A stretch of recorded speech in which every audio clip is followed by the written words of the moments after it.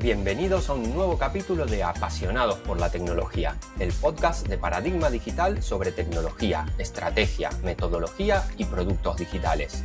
¡Arrancamos! En la era actual de la información, donde los datos son el activo más valioso de una organización, la seguridad se ha convertido en una preocupación capital en todos los ámbitos. Soy Maribel Tirados, esto es Apasionados por la Tecnología y hoy me acompaña Jesús Pau. Jesús es arquitecto de soluciones en Paradigma Digital y hoy vamos a hablar con él sobre seguridad y Apache Kafka. Jesús, ¿cómo estás? Bienvenido. Hola Maribel, muchas gracias. Un placer estar aquí de nuevo. Igualmente, ya te echábamos de menos por aquí. Sí. Cuéntanos un poco, para introducir el episodio, ¿por qué la seguridad en Apache Kafka es esencial? Pues bueno, a ver, la seguridad, como en todas las tecnologías que manejan datos, es de vital importancia. Pero es verdad que Apache Kafka, al ser una tecnología de gran relevancia en el mundillo, pues la importancia de la seguridad es todavía mayor. Pero la clave aquí es cómo uno puede convencer a los demás sobre la importancia de la seguridad o concienciar sobre ella. Pues bien, hay que tener en cuenta que ignorar o no prestar la suficiente atención a los mecanismos de seguridad en nuestros entornos de Apache Kafka pues nos puede exponer a una serie de riesgos que implican o pueden implicar consecuencias muy negativas en nuestros sistemas, en nuestro negocio, incluso en nuestra compañía, con un impacto muy grave en la confianza que puedan tener los clientes. Poniendo un ejemplo, vamos a imaginar un contexto en el que tenemos un entorno de Apache Kafka en el que los datos pues, se transmiten y se almacenan. Estos datos pueden ser críticos y o sensibles y en el que se incluyen, pues no sé yo, información confidencial de clientes o datos financieros. Entonces, al no poseer o implementar medidas de seguridad adecuadas, provoca que estos datos puedan ser expuestos y manipulados de forma maliciosa, con el peligro que todo esto conlleva. Entonces, lo que quiero decir con todo esto es que resulta fundamental priorizar la implementación o puesta a punto de medidas de seguridad adecuadas para nuestro entorno. Y además, cuando hablamos de Apache Kafka, hablamos de entornos distribuidos, por lo que aumentan los agujeros de seguridad y el control podría resultar todavía más complejo, por lo que hay que poner mucho foco en ello. A nivel general, las medidas de seguridad siempre se centran en los mismos aspectos, pues como puede ser la protección de datos sensibles, la integridad de los datos, la protección contra amenazas tanto externas como internas y un largo etcétera. Y sí es verdad que implantar la seguridad no es una tarea sencilla, pero lo bueno de esto es que Apache Kafka nos permite implementar o integrar pues, de una forma algo más cómoda las distintas políticas de seguridad que necesitemos. Y Jesús, ¿qué políticas de seguridad son las que necesitamos o son las que tú nos recomendarías para que un clúster de Apache Kafka sea seguro? Pues a modo general, para asegurar un clúster de Apache Kafka es fundamental implementar pues, diversas políticas y mecanismos de seguridad que aborden tanto la autenticación como la autorización como la encriptación. Para que esto no sean palabras vacías, vamos a ver distintas situaciones. Pongámonos en la tesitura de que nosotros hemos creado un clúster de Apache Kafka que da servicio a nuestras líneas de negocio. Pues hasta ahí perfecto. Entonces, si en nuestro clúster no se ha implementado ninguna política de seguridad, cualquier usuario externo puede acceder al clúster para poder publicar datos incorrectos o robar datos claves de negocio, por lo que se tiene la necesidad de tener una política de autenticación. Por otro lado, aunque un usuario cumpla con la política de autenticación, podría publicar o consumir datos de cualquier topic, independientemente si tiene que hacerlo o no, por lo que también existe la necesidad de tener una política de autorización. Y finalmente, aunque se dispongan de las políticas de autenticación y autorización, toda la información que se envía y recibe el clúster no está cifrada y permanece visible en los servidores que enrutan pues, dicha información a través de Internet, permitiendo que alguien pues, pueda interceptar esa información y hacer un uso malintencionado de esos datos. Por ello, también tenemos necesidad de tener una política de encriptación. Y además de todas estas políticas, y esto ya es opinión personal mía, tener mecanismos de auditoría y monitorización son esenciales, ya que te permite registrar todas las actividades relevantes que ocurren en el clúster y te permite reaccionar rápidamente pues, a los problemas de seguridad que no hayamos contemplado. Entonces, hay distintas maneras de implementar estas políticas, pero todas ellas en conjunto nos van a asegurar de que el clúster de Apache Kafka esté protegido pues, contra accesos no autorizados y amenazas, además de velar por la seguridad de los datos y de la infraestructura. Uno de los protocolos que más se utiliza como mecanismo de seguridad es el protocolo TLS, Transport Layer Security. Jesús, coméntanos brevemente en qué consiste este protocolo, por si alguno de nuestros oyentes no lo sabe, y también explícanos cómo se utiliza en el contexto de Apache Kafka. Bien, pues como has dicho, TLS es un protocolo muy extendido y muy utilizado en el mundo tecnológico, ya que ofrece seguridad en las comunicaciones. Su principal objetivo es garantizar la confidencialidad, la integridad y la autenticación de los datos transmitidos y lo protege pues, contra ataques de distinta índole, como puede ser la interceptación de los datos o la suplantación de identidad. Entonces, ¿cómo funciona? De forma muy resumida, el uso de este protocolo pues, implica una serie de pasos que van desde garantizar la autenticidad de las partes involucradas en la comunicación hasta el intercambio de claves criptográficas durante la misma. Y vale, muy bien, pero ¿cómo consigo hacer esto?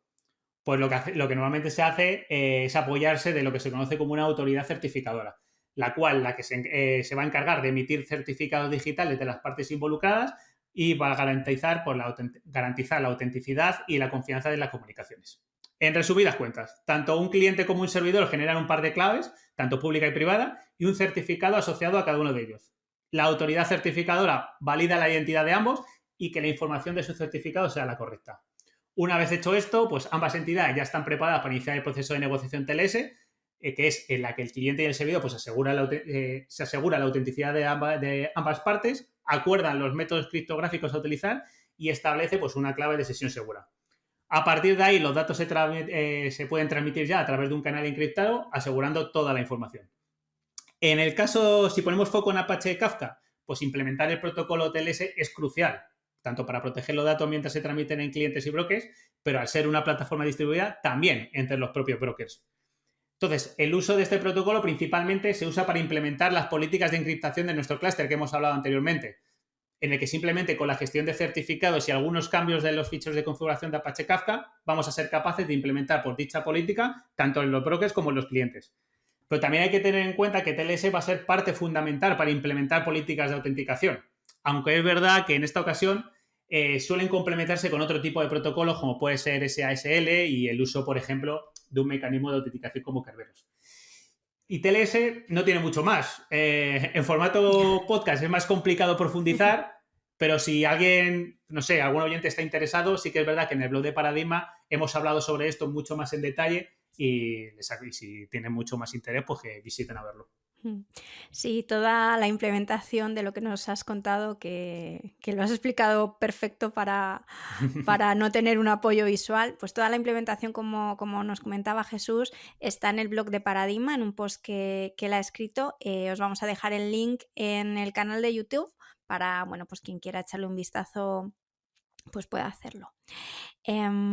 Jesús, beneficios que nos aporta implementar mecanismos de este protocolo a la hora de gestionar la seguridad. En general, implementar mecanismos de seguridad proporciona muchos beneficios dentro de un sistema, pero en particular TLS sí que nos ofrece aspectos pues, muy interesantes que algunos ya he ido adelantando. Por ejemplo, el tema de que hemos hablado o comentado sobre el cifrado de datos en tránsito, pues donde TLS previene la interceptación no autorizada y garantiza pues, que los datos permanezcan privados y solo sean accesibles por las partes autorizadas que participan en la comunicación. Esto al final es crucial para proteger la información sensible, pues como pueden ser datos personales, transacciones financieras u otros datos confidenciales. Además, TLS pues, también proporciona mecanismos para garantizar la integridad de los datos. Utiliza algoritmos hash para proteger a la información contra ataques de manipulación de mensajes o la falsificación de datos. Esto ofrece confianza en que los datos recibidos son los mismos que los enviados por el remitente. Otro beneficio de clave de TLS es la autenticación mutua que hemos hablado justo antes. Tanto el cliente como el servidor pueden autenticarse entre sí usando certificados digitales y esto previene ataques de suplantación de identidad y otros, asegurando que los clientes estén conectados o que los clientes están conectándose a los bloques correctos y viceversa. Por otro lado, implementar TLS pues, también ayuda a cumplir pues, con diversas normativas o regulaciones de seguridad de datos, como puede ser el archiconocido GDPR que tenemos aquí en Europa. Entonces, cumplir con esta regulación no solo nos evita las multas y sanciones, sino que también nos protege, entre otras cosas, pues, la reputación propia que puede tener una empresa. Y para finalizar, aunque TLS se centra principalmente en la confidencialidad y en la integridad de los datos, también puede contribuir a la disponibilidad y la residencia. Al prevenir ataques de denegación de servicio que depende de la suplantación de identidad, pueden reducir el riesgo de interrupciones por ataques. Entonces, con todo ello, una consecuencia directa de lo que proporciona TLS es que la protección de los datos de los clientes también ayuda a construir y mantener la confianza. los clientes y partners comerciales son más propensos a confiar en una empresa que demuestra un fuerte compromiso con la seguridad de los datos y TLS ayuda a que nuestro clúster de Apache Kafka lo sea. ¿Y tendría alguna desventaja este protocolo o algunos casos de uso en el que recomendarías utilizar otros mecanismos? Pues es un buen melón, ¿eh? Y la verdad es que da para reflexionar. Si bien TLS es una herramienta poderosísima y es ampliamente utilizada para proteger las comunicaciones, sí es importante evaluar cuidadosamente las necesidades de seguridad y los requisitos del sistema antes de decidir si es la mejor opción.